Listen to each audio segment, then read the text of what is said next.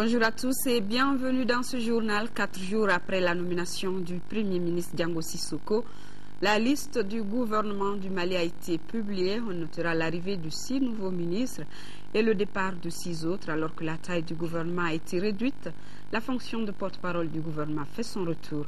Le décryptage de la nouvelle équipe gouvernementale avec Mahamadou Kone. C'est un gouvernement d'union nationale qui vient d'être mis en place. Tous les grands regroupements politiques, de même que différentes tendances de la société civile, y sont représentés. Le premier constat qui se dégage est que l'équipe dirigée par Diango Sissoko compte 30 ministres, dont 2 ministres délégués. Ils étaient 32 dans le précédent gouvernement. 6 nouvelles personnalités font leur entrée. Il s'agit de Messaoud Ould Mohamed Labib, désormais ministre de l'Enseignement supérieur et de la Recherche scientifique, alors que Baba Berté prend la tête du département de l'Agriculture.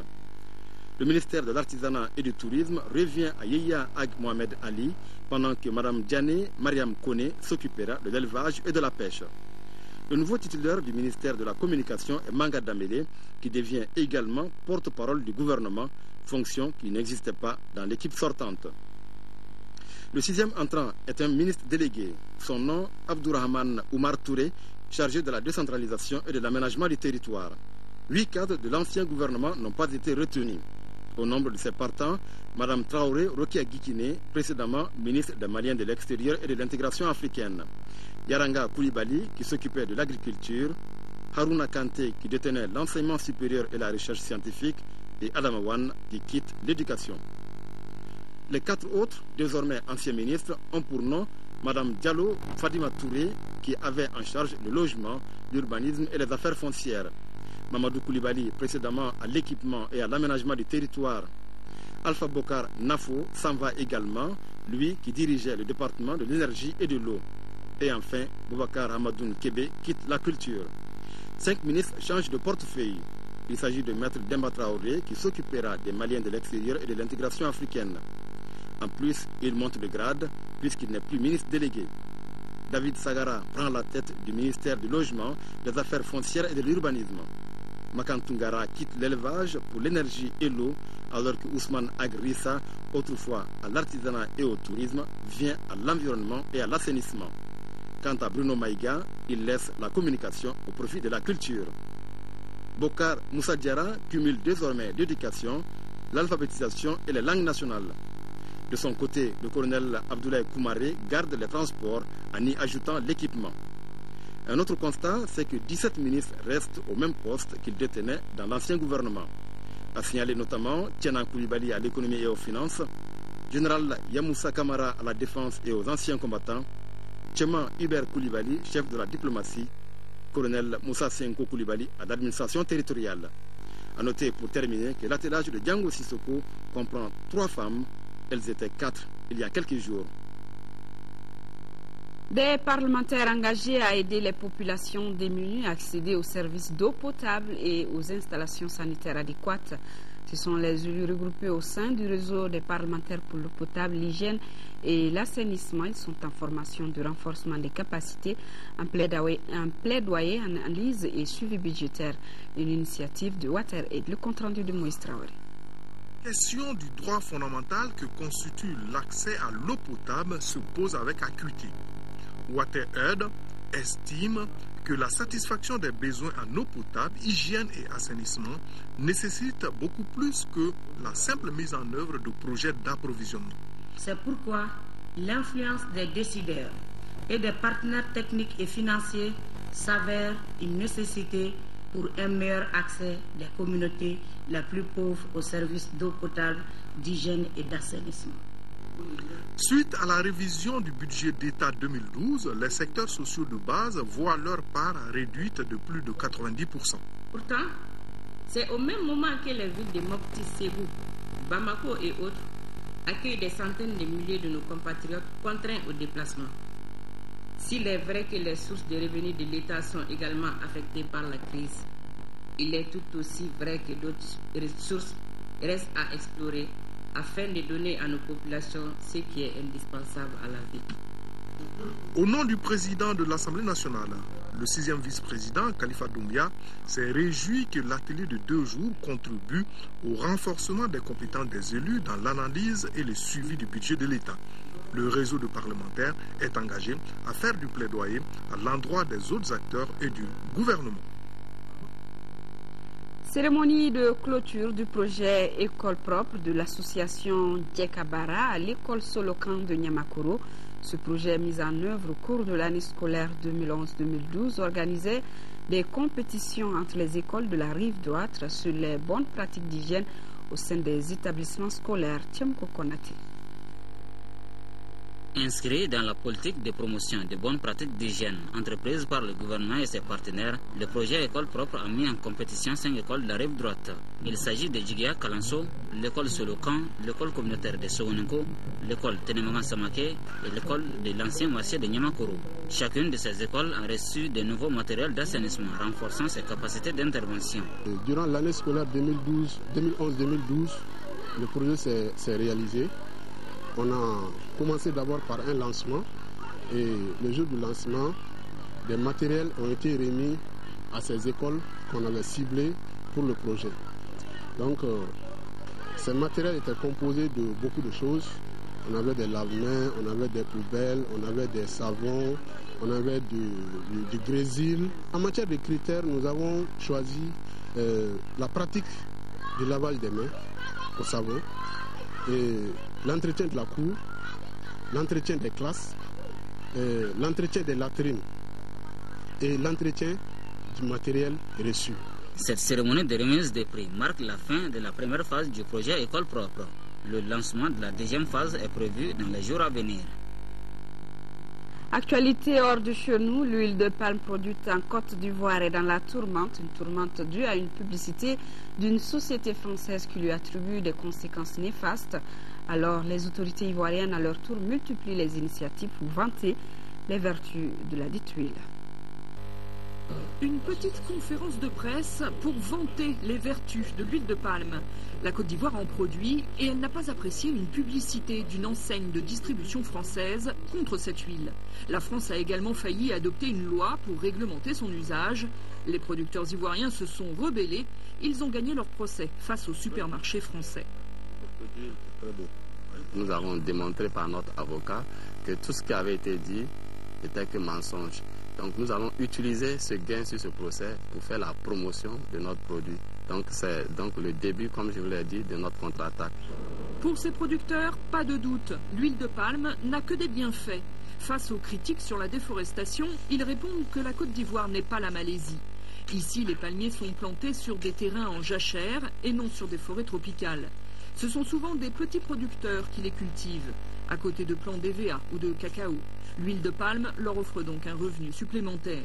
Quant aux arguments sanitaires, ils ne tiennent pas la route selon les Ivoiriens. La graisse végétale contenue dans l'huile de palme ne serait pas nocive. On ne peut pas dire que l'huile de palme, comme elle contient 50% de graisse saturée, alors elle est impropre à la santé. Et je fais remarquer qu'à côté de cette huile de palme, le beurre de cacao aussi contient près de 60% de matière grasse saturée. Pourquoi est-ce qu'elle ne subit pas les mêmes attaques? C'est à Abidjan que l'huile est raffinée. 400 000 tonnes sortent d'ici chaque année. Depuis 2006, la production ivoirienne a triplé, mais elle ne représente pourtant que 5% de celle de la Malaisie. Les producteurs ivoiriens veulent aller plus loin. Ils estiment aujourd'hui que l'affaire des supermarchés français n'est qu'une campagne de dénigrement organisée par les producteurs d'huile concurrentes comme l'arachide. Au Nigeria, un hélicoptère s'est écrasé. Il y avait à son bord 4 personnes, dont le gouverneur de la région de Kaduna. Nous faisons un tour également en Afrique du Sud où après son hospitalisation, les églises prient pour la bonne santé de Nelson Mandela. Voyons ensemble les brèves africaines. Un hélicoptère de l'armée nigériane s'est écrasé samedi au sud du pays, faisant 6 morts, dont le gouverneur de l'état de Kaduna. Patrick Ibrahim Yakova se rendait à Port Harcourt, accompagné d'un ancien conseiller pour la sécurité, de 2 assistants et de 2 officiers de marine. Le président Goodluck Jonathan a ordonné l'ouverture d'une enquête sur les causes de cet accident. En attendant, pour éviter les troubles dans un état meurtri par la violence du groupe islamiste Boko Haram, des véhicules blindés ont été déployés à Kaduna. L'Afrique du Sud prie pour Nelson Mandela. L'ancien dirigeant âgé de 94 ans a subi une opération de calcul biliaire ce samedi. Selon le porte-parole de la présidence, la procédure a été un succès et Mandela se rétablit. Alors qu'il souffre de problèmes de santé récurrents depuis 2011, il est hospitalisé à Pretoria depuis 8 jours. Dans cette église de Soweto, on espère que l'icône de la lutte anti-apartheid sortira vainqueur de ce nouveau combat. Le tribunal de la mer a demandé samedi la libération immédiate de la frégate argentine retenue au Ghana depuis le 2 octobre.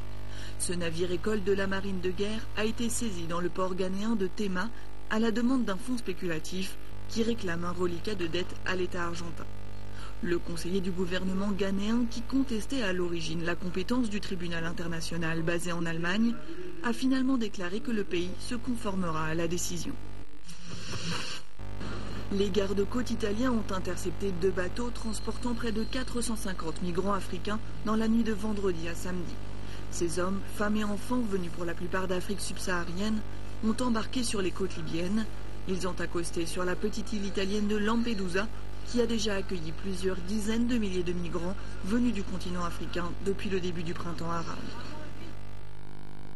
Et sport, football, vous le savez déjà, l'USFAS qui a remporté la Coupe d'Afrique militaire de football, dotée du trophée Blaise Compaoré, finale jouée hier à Abidjan. Les militaires maliens ont battu ceux du Cameroun 1-0. Khalifa Nama Traoré, le compte rendu. Les Maliens, le poteau, il va marquer. Un but de Adama Traoré à la 55e minute et le Mali devient du coup champion d'Afrique militaire de football. L'Union sportive des forces armées et de sécurité est parvenue à hisser haut le drapeau malien à la 8e édition de la Coupe d'Afrique des Nations militaires de football en Côte d'Ivoire. Ayant débuté discrètement cette compétition avec une victoire 2-1 contre le Nigeria et une lourde défaite devant la Côte d'Ivoire, les militaires maliens sur la voie de la consécration écartent tour à tour la Zambie 1-0, le Kenya 3-1. L'acte final contre le champion sortant est âprement disputé. Les Camerounais favoris donnent des sueurs froides à Komandian Keïta et ses partenaires, déterminés à offrir un trophée au Mali dans cette compétition. Après l'échec en finale en 2004 à Bamako, les joueurs de l'USFAS arrivent à contenir les assauts camerounais. À la 55e minute, Adama Traoré réussit l'unique but de la partie, malgré l'intervention d'un défenseur adverse. Adama Traoré qui devient du coup le meilleur joueur du tournoi. Le Mali, pour sa première place, obtient en plus du trophée une enveloppe de 10 millions de francs CFA. Le Cameroun empoche 5 millions, la Côte d'Ivoire et le Kenya 2,5 millions chacun. Le Mali, le Cameroun, la Côte d'Ivoire et le Kenya accompagneront l'Algérie, championne du monde en titre, à la Coupe du monde militaire prévue en juillet prochain en Azerbaïdjan. Et au niveau national en basketball, les finales de la Super Coupe de basket ont été jouées samedi au pavillon des sports du stade Modibo Keïta. Dame Dioliba s'est inclinée devant le stade malien de Bamako 52-54 et chez les hommes encore le stade malien de Bamako qui a pris le meilleur sur l'AS Police par le score de 57-47 à Sassoumari. Cette Super Coupe oppose les champions et les détenteurs de la Coupe du Mali. En dames, le stade malien en blanc, champion du Mali, affronte le Dioliba Athletic Club, vice-champion. Vu les événements cette année, la Coupe du Mali n'a pas été jouée. La défaite que les stadistes ont enregistrée face au Dioliba lors de la Coupe PDM-SA leur était restée à travers la gorge. Donc, elles avaient là une bonne occasion de revanche. Pourtant, ce sont les Rouges qui ouvrent les hostilités par Farima Touré et continuent sur leur lancée pour mener le premier acte 9-6. C'est à partir du deuxième quart que le stade malien prend la commande et presse son adversaire qui perd l'équilibre 19-18. Après les consignes données par leur coach, Fatmata Barewo et ses coéquipières ne vont pas se laisser faire. Elles feront la différence en s'emparant de l'avant-dernière partie, 38-26, soit 12 points d'écart. Le quatrième quart de la vérité a vu les deux équipes se bousculer. Le stade menait 46-38. La fougue juvénile du Dioliba va se retrouver et fait la parité 47-47 et 49-49. Aux ultimes secondes, l'expérience des filles de Sori Diakité prend les dessus sur les Diolibis. Le stade malien gagne de justesse 54-52. En série, messieurs, le stade malien de Bamako en blanc est face à l'AS Police. Pas grand-chose à se mettre sous la dent dans un quart-temps initial laborieux. Le score en atteste, 15-13 en faveur du stade malien. Début de deuxième quart-temps, les protégés de Moussa Sogoré sont en panne d'inspiration. 7 minutes sans le moindre point, les stadistes tentent de creuser l'écart. Mais les policiers reviennent dans leur sillage grâce à quelques tirs extérieurs. Mi-temps 31-22. Dans les deux derniers quart-temps, les joueurs de Kabakanté font preuve de conditions physiques, développant un jeu intérieur bien huilé. Au buzzer final, les Blancs mènent de 10 points, soit 57 à 47. Les stadistes sont toujours rois, mais conscients qu'il faut continuer à travailler. Le stade malien s'adjuge les premiers trophées de la saison fédérale, dont le coup d'envoi vient d'être donné. Loin des stades de journée de prière et de bénédiction pour la paix au Mali, c'était samedi dernier, l'événement qui a mobilisé de nombreux fidèles musulmans est une initiative d'un club de soutien d'un complexe scolaire de Baguineda, nous dit nos envoyés spéciaux Timogo Konaté et Abdraman Kita. C'est un moment de communion et d'émotion qui a mobilisé de nombreux fidèles de la commune rurale de Baguineda, du Haut Conseil islamique du Mali et du comité militaire de réforme et de suivi des forces de défense et de sécurité. Tous étaient réunis pour un objectif commun, la restauration définitive de la paix au Mali. L'événement, qui a été célébré à travers des prières et des bénédictions, a été organisé à l'initiative du club de soutien à Emile Salam Sow, promoteur d'un complexe scolaire à Baguineda, parrain de la cérémonie. Nous ne sommes pas des militaires, on n'a pas d'armes. Notre seule solution, c'est de faire des bénédictions, inviter les grandes personnalités, les imams, etc., pour faire des bénédictions, afin que le problème puisse se finir. Pour l'atteinte de l'objectif tant souhaité, les fidèles souhaitent un sursaut national. Sursaut qui constitue un élément indispensable dans la culture de l'unité et de la cohésion. Il est temps de nous unir, de nous donner la main et de faire face aux problèmes.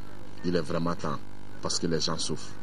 Tous les Maliens souffrent. Il ne s'agit pas d'être au nord ou d'avoir un parent au nord, mais dans ta petite famille, dans ton petit foyer, il y a quelque part une part de souffrance que tu vis dans ta chair. Nous sommes un grand pays, comme je l'ai toujours dit, une grande nation. Nous avons certes eu des difficultés, mais cela ne doit pas nous empêcher vraiment de pouvoir nous donner la main et de faire le sursaut nécessaire pour que nous puissions vraiment aller vers l'essentiel qui est le développement de notre pays. Cette journée de bénédiction est une première à Baguineda. Les participants ont tous souhaité célébrer la prochaine édition dans un Mali apaisé. Flambée des prix de la volaille en cette veille de fête de fin d'année sur les différents marchés de la capitale. Les prix varient entre 1 750 et 4 000 francs CFA l'unité.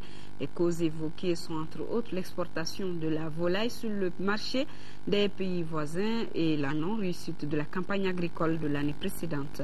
Moussa Fané est allé voir sur le terrain.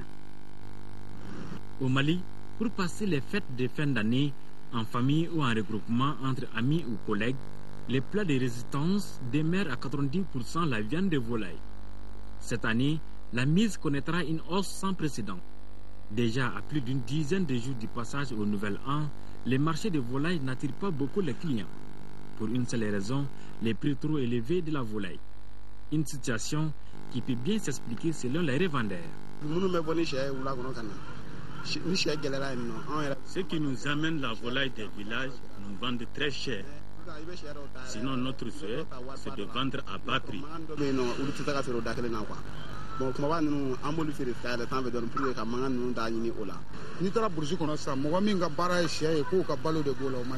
C'est très difficile de trouver un aviculteur dans les villages qui travaille dans les règles de l'art. Les aviculteurs sont rares, à mon avis.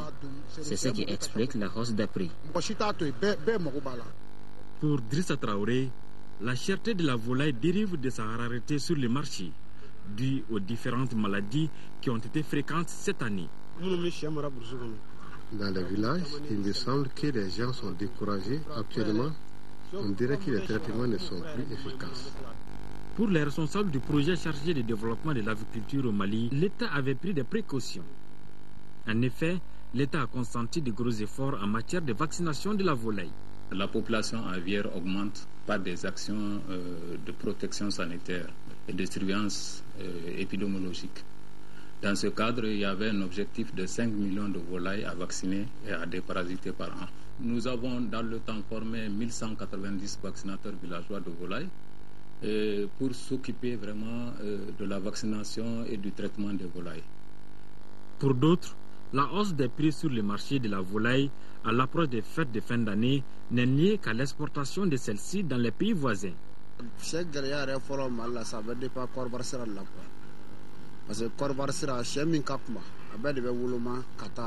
La cherté de la volaille est due à son exportation vers la Côte d'Ivoire.